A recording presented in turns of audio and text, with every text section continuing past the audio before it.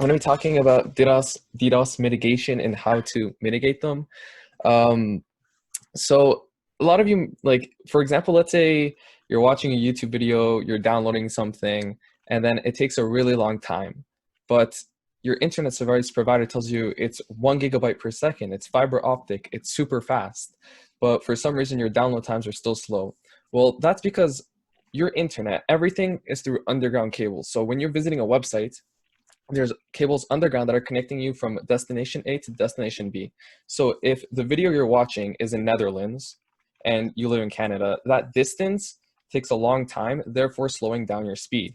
And then a good way to resolve that issue is for the video service provider you're watching, for them to use a CDN, which is a content delivery network. I'll get into that a little bit later on. So right now, I'm going to be talking about how DDoS attacks are evolving, an OSI model, types of DDoS attacks, a case study, what OMIT CDN is, and that's my company.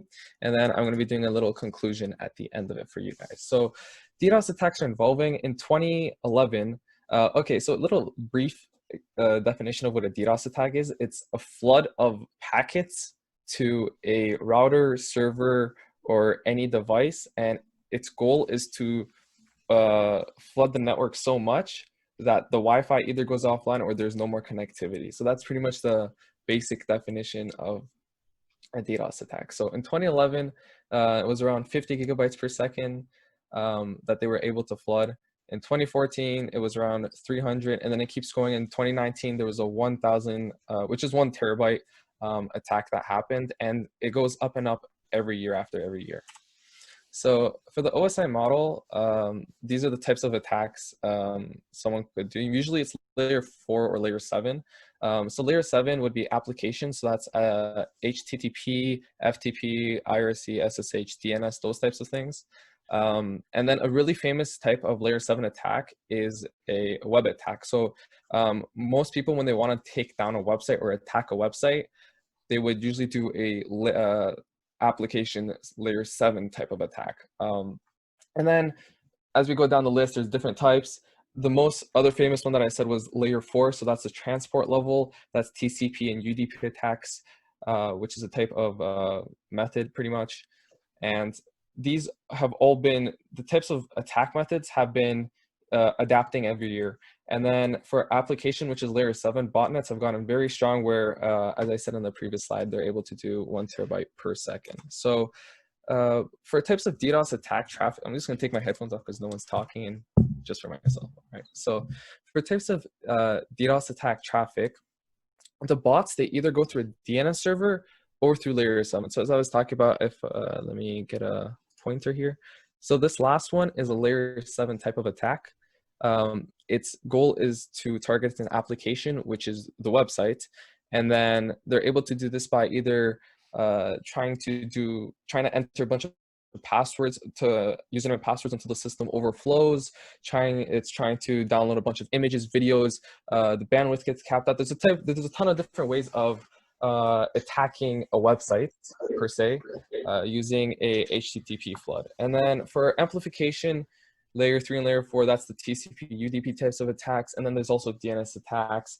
For all these attacks to be effective, they're going to have to be very big and very strong.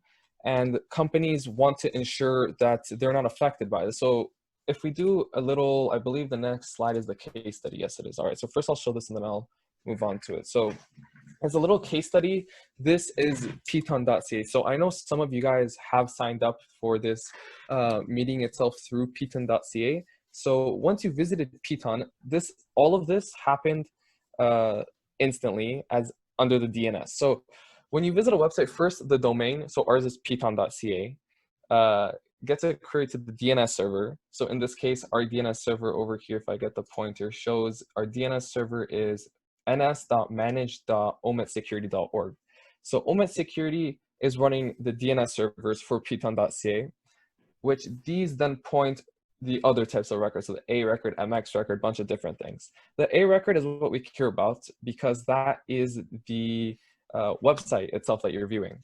It could also be AAAA, which is IPv4, but that's for another story.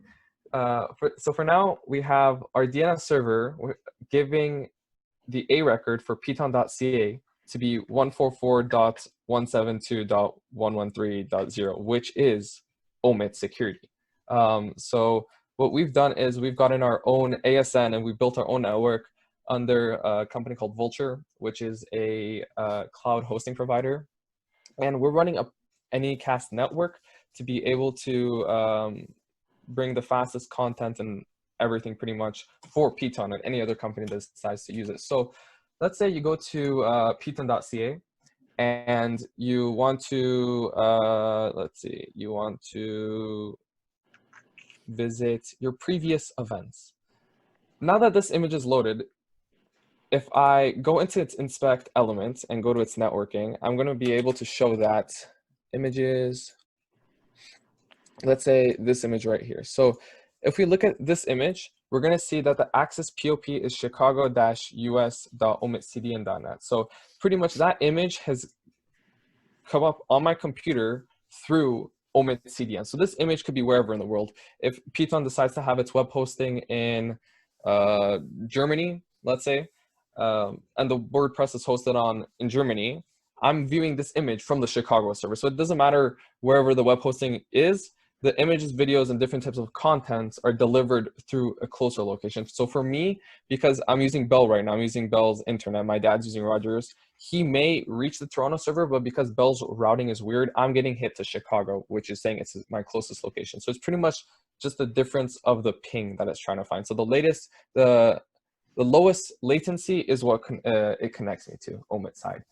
And if I click this button over here, you're going to see it shows this IP address, which is linked to OMIT LTD, which is OMIT security. But then if I go here, this website's called ping.pe. And what I do is once I get an IP address of a website and put it on here, it pings it from a bunch of different locations to tell me the average ping. So for example, what we're able to see here is that in Sydney, Australia, we're able to get a average of 1.13 milliseconds. But with that same IP address in America, we're able to get a 1.29 ping. And that again is because we're using Anycast. So it's able to put a network all together, making it just so much more simpler for you viewing a website instead of having to manually get your IP address, getting a geolocation, and then giving you DNS records that way. So it's much more simpler to just use the Anycast network in our case. And I just said an Anycast pretty much takes you from destination A to your final destination using the closest server.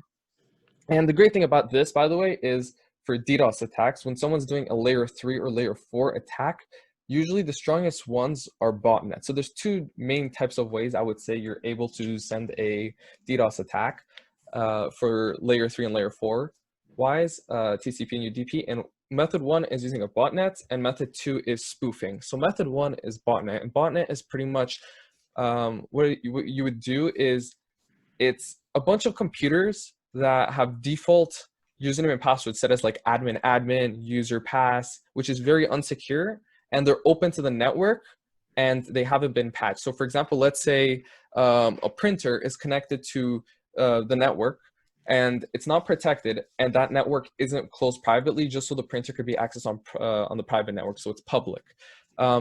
And the password to the printer is username and password. What a botnet would do is it would try to log into that printer using that default password, and if it gets in, it would use it to send attacks. That's method 1. Method number 2 is spoofing. So spoofing is spoofing your IP address to be something else. So right now, if I go on Google, my IP address would be like 153. Blah blah blah blah blah. So it goes from 0 to 255, and it's 4 different sections. So I'll just show you what an IP address would look like. So for example, if I type in piton.ca, that right there is an IP address. So my IP address can be spoofed if the person attacking is using a spoofed network.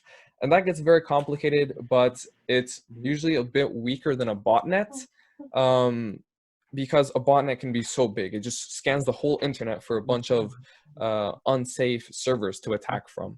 So pretty much because the main source of attacks for DDoS are botnets, and Anycast, what it does is it's a server in a bunch of different locations. So for us, we have 17 different locations for OMIT CDN. And as you can see, there's Europe, North America, there's some parts in Asia, there's Sydney, there's Japan, there's just a different bunch of places that we we have locations. And the good thing about this is, as I said, a botnet, it's a bunch of servers that or devices that you're able to tap into. So for example, my printer is one location. Another location could be some other dude's printer in Russia. So it's because it's from a bunch of different locations. When the attack is sent, if the attack is on one server, that server would probably get down, or its port would be flooded too much that it's not able to connect to the network properly. So because we're using an anycast, when they attack our IP address, it's from a bunch of different locations, and then because we have servers in a bunch of different locations to that one IP address, the attack is it's mitigated pretty well because of the anycast network. So before OMIT, PITON, an example, didn't have a proper CDN solution. It didn't have web optimization, and it didn't have load balancing, but now it does. It also offers DDoS, SSL, WAF, rate limiting, DNS protection, and for enterprise customers, they're able to have different types of solutions catered to them. So I'm going to play this little video of how it works. It was a little video that I created myself. So this is our UAM page, which is an under attack mode page. So if someone's website is at the point where it's having way too much traffic that it's not able to balance it on its server, you're able to put on a second type of attack mode, which is called UAM. What it does is it puts a 5-second loader on the website, and it runs extra checks to ensure that the person is not a bot. So for PITON, as an example, the way we do our layer 7 protection is by the custom software we have. For a layer 4 protection, we use Vultre's existing system, and then we have the anycast to ensure it's big enough to where no DDoS attack would affect us layer 4 wise. And then layer 7 wise, there's 2 types of ways we block them. One is through a proxy, which we do, and that blocks around 95% of bots. And then if you want to block the other 5%, you would use this UAM page, which is just a few second loader, and then the website works. And then, as I said, if you do a ping test, you see the ping is very low from multiple locations, which I said is very good for streaming. So if PITON decides to put this whole session on their website, because they use OMIT security as their CDN, if someone decides to view this webinar from Amsterdam, the time it takes for that video to load is going to be the same as it is here, because the video is stored in different locations, which is very nice. And then, as you see, it's running on its own network. We got our IP range from ARIN, which they were able to help with. And as you see, this is an example of an attack hitting OMIT CDN. So this is the non-UAM page. So this is not the 5-second loader page. This is just normal protection, which PITON uses. So it shows if someone is attacking it, the request number goes up, but then slowly after a few seconds, you're going to see that the number slowly starts going down until it pretty much reaches 0. So it's going to keep going, and then the spikes get removed. These spikes, as you see over here, it's 2,000, around 2,300. That slowly gets removed, and then the future spikes, they keep getting removed. So what's happening is those bots, when they're attacking OMIT CDN's network, what it's doing is, first it blocks the 95%. So if there's 2,300 attacks, that is only 5% of it. So the total attack would be around 150,000 requests per second. So it already blocks that. The other traffic that gets through gets sent to a process server where there's other analysis done of it. And then if it matches back as a bot, it gets blocked. And then the system does a bunch of checks itself, cookie checks, JavaScript, all at once to ensure the bots get taken away. But if the UAM page is enabled, as you see, the number of requests is 0. It blocks all the traffic. That's what we do. We just provide a service where if you want it blocked, it's blocked. So once the UAM page is enabled, which was this little clip I showed at the beginning, it's just this, it's just verifying your browser.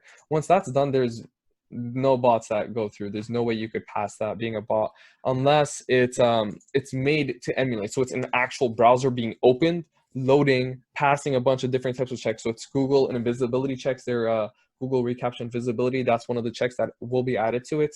It does the JavaScript test, cookie checks. So it's a bunch of tests that it has to go through to be able to pass it. And it's just not worth it doing that type of an attack to take down a website. So very simple solution. that we've developed and it works great. And then finally, the last thing I wanted to show was the sensor mode. So this sensor mode that I already showed, this is a different version of it. So this is UAM. Let me go back. So this is UAM. So it's under attack mode. It's a 5-second loader. But what if you don't want the UAM? You just wanted to show the normal website before it loads. And then for the UAM to be activated, that's sensor mode. So what happens is the website loads normally when there's no attack. But when an attack is started, the 5-second loader shows up. So for example, I'd be on PITON doing my own thing. And then if someone attacks PITON, it would show the 5-second loader. And that way, no malicious traffic gets through the network. And then one final thing I wanted to be talking about is the fact that DDoS attacks are cheaper than ever right now. It's very cheap to run an attack to someone's website, their network, their home, their servers, whatever it is. Especially with botnets, you're able to reach thousands of households fast, so they're able to be huge networks. And then there's also breached IoT devices such as security cameras, just about anything that is pretty much connected to the network that is vulnerable. And then application layer 7 attacks are efficient. As I said, it's very simple for them to use one server to run a bunch of commands to attack your website. It's very simple for them to do that and very efficient. And they're able to change it day by day. So you never know. In a month, in 2 months, they may have a different type of attack method, which is able to knock down servers that are made to not get knocked down. So companies such as OVH, Psych Networks, Reliable, and even Cloudflare themselves and Akamai, they have types of AI software which tries to detect a type when the attack's happening and it mitigates it layer 4 wise. But as people keep evolving the types of attacks they have, it may get to a point where the botnets can evolve themselves to be able to take down websites. So it's DDoS is a world of its own where companies need to ensure they're able to protect from it. Otherwise, they're going to be losing a lot of money. And also using a CDN also has other protection than just web protection.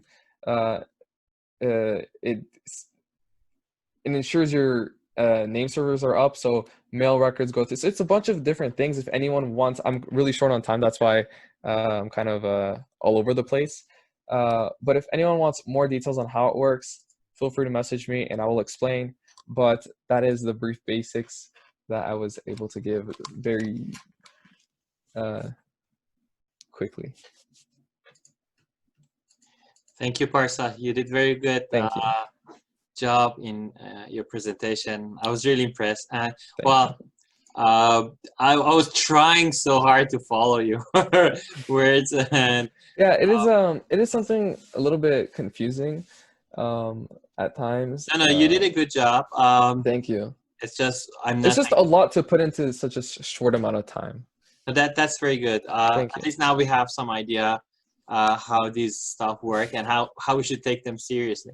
Thank you so much. Mehrdad, can we have another 5 minutes for Q&A if somebody... Absolutely, yeah. 5 minutes for Q&A, please. All right, does anyone have any questions? Okay. Let me ask the first question. So what is DDoS? What DDoS stands for? Okay, so DDoS is denial of service. So when someone is launching a DDoS attack, they're trying to deny a type of service. So for example, if you launch a DDoS attack towards a website, your goal is to have that website be offline. Mm-hmm. Yeah. So what is the difference between DOS that you just told us, denial of service attack, and DDoS?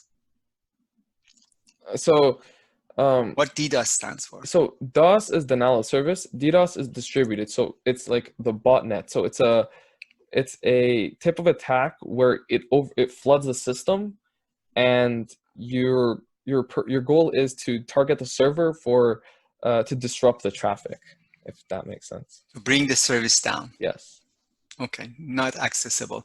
There are 3 principles in information security. We call it the security triad. It's confidentiality, integrity, and availability. Mm-hmm. So with confidentiality, it means that the sensitive information may be leaked and unauthorized access may be gained. Mm-hmm. That's something that information security protects. The other important aspect is integrity. You have to make sure that the data that we are dealing with is the same data that we are supposed to deal with, right? Mm-hmm. And so nobody has unauthorized access to change the data and make it wrong. That's the integrity that information security job is to protect. The other one, the third one, is availability. You need to ensure that our services are available. It's different than integrity and confidentiality. Online businesses, they launch online and the customers connect from all around the world. And if the service is down, it's too bad. Business cannot continue and they cannot make money. And that availability is something that DDoS attack is targeting, and it's very strong. It's very difficult to stop this kind of attack because of the nature of being distributed. The attack is sourcing from many different endpoints all around the world. It's just rushing into the IP address in which service is provided. Therefore, it's a very serious attack, and overcoming that attack requires a certain technology that is known as Content Delivery Network, CDN, the protection that CDN provides, and that's exactly what Parsa's business is about, and what he just talked about. Thank you, Parsa. Thank you. I just don't know. Oh, stop share. There we go. May I have another question? Yes. If you don't mind. Okay. I always had this question that for example, for DDoS attacks, we have millions of IPs, right? Mm-hmm. Which are like involving this attack. How can you differentiate between those IPs and the actual IPs that actually? Very good question. I love that. Can you say that one more time, please? Yeah. In like this attack, right? We have a million of IPs which are involved with this attack, right? And yes. Most of them are invalid IPs, right? Yes. And how can you differentiate between the valid IPs that actually look for your service and the invalid IPs that involving with this attack? All right. So great question. Great question. For invalid IPs, it also depends on which type of attack it is. If it's a layer 4 attack, actually no.